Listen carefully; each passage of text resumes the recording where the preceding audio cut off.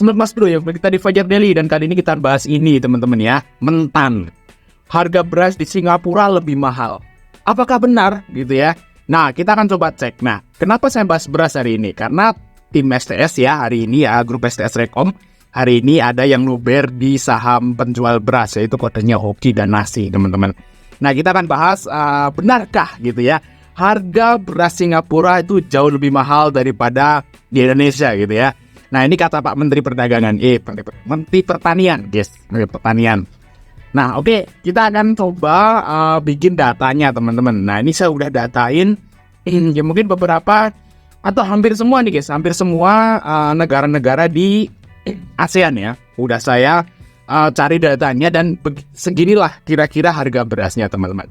Nah, kalau kita lihat di sini, memang di Singapura itu harga beras sekitar 37.000. Nah, memang harga beras tuh ada yang murah dan juga yang mahal. Mungkin kita ngambil rata-ratanya, teman-teman. Di Singapura memang 17.000. Tapi di Indonesia, teman-teman, itu harganya sekitar 13.500 ya. Bener ya, di pasar ya. Segitu, teman-teman. Nah, kalau memang kita lihat datanya, teman-teman ya. Kalau kita lihat datanya, harga beras di Singapura itu memang jauh lebih mahal daripada di Indonesia.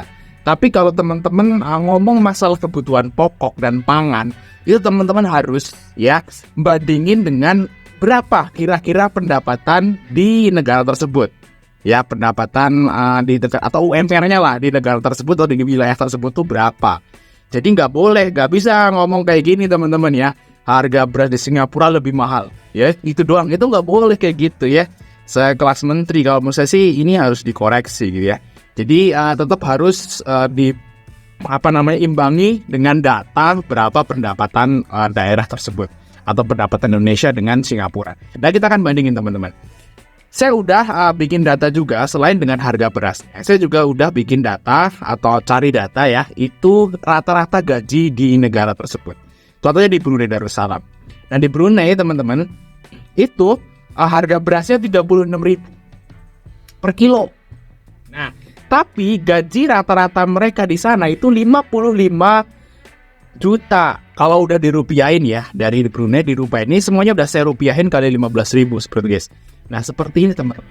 Jadi di Brunei itu satu kali gaji 1 bulan itu mampu untuk membeli beras 1,5 ton di sana.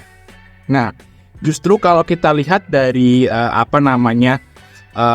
perbandingan antara gaji rata-rata mereka penduduk di sana dengan harga berasnya, itu malah Brunei itu yang paling murah loh.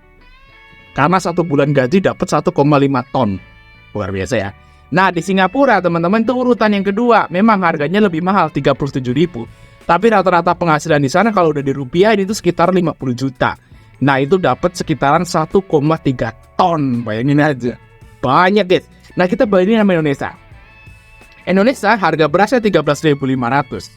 Nah, tapi teman-teman ya, di sini UMR Indonesia ini saya ambil aja UMR Jakarta loh. UMR Jakarta sekitar 5,5 kan.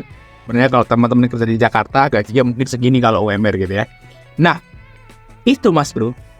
Kalau dibagikan, ini cara ngitungnya ini adalah ini dibagi ini ya. Ini ya gaji 1 bulan dibagi jumlah harga berasnya. Jadi dapat berapa kilo gitu ya. Dapatnya cuma 407 kilo. Itu bisa dibilang sepertiganya harga di Singapura. Jadi kalau harga beras di Singapura itu lebih mahal, nominalnya memang iya, tapi kenyataannya di Indonesia itu harga berasnya itu 3 kali lipat lebih mahal daripada Singapura, teman-teman ya. Sesuai dengan pendapatan bulanannya. Ini aja saya masukin UMR Jakarta. Kalau saya masukin UMR Sragen atau UMR daerah sini lah ya, Jawa Tengah gitu, rata-rata itu 2,3 loh. Ganti 2,3 coba guys. 2,3 ya. Dan di sini ya 2.300 tuh. Itu cuma dapat 170 kg, teman-teman ya, dari sebulannya.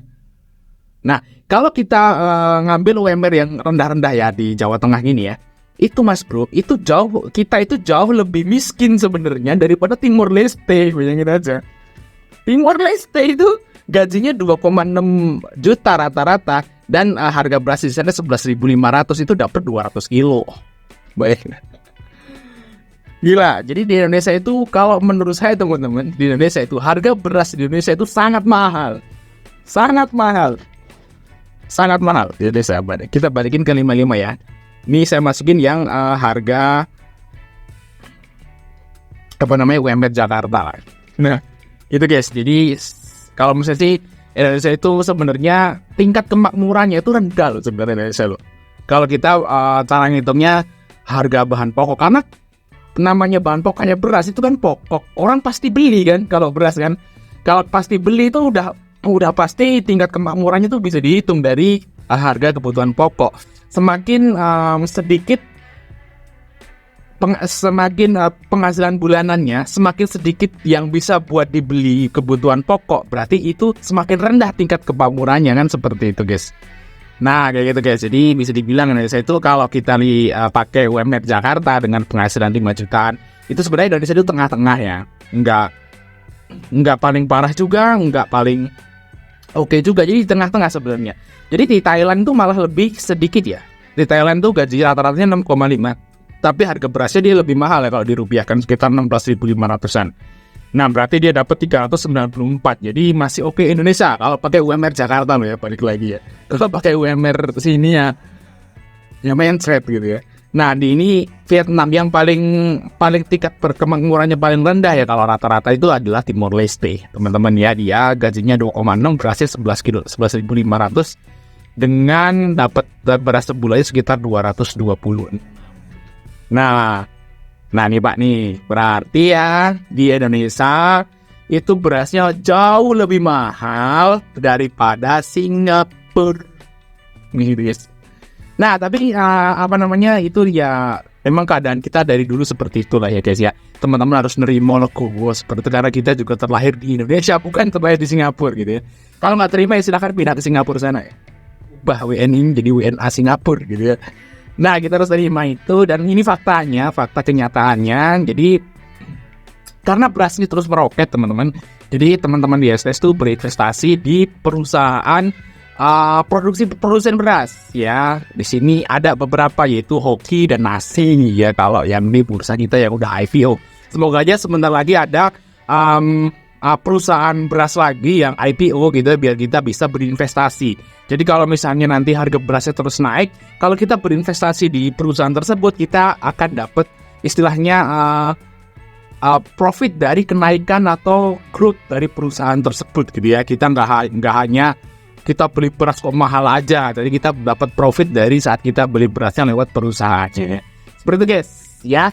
Nah ya, semoga bermanfaat dan sampai ketemu di video berikutnya teman-teman.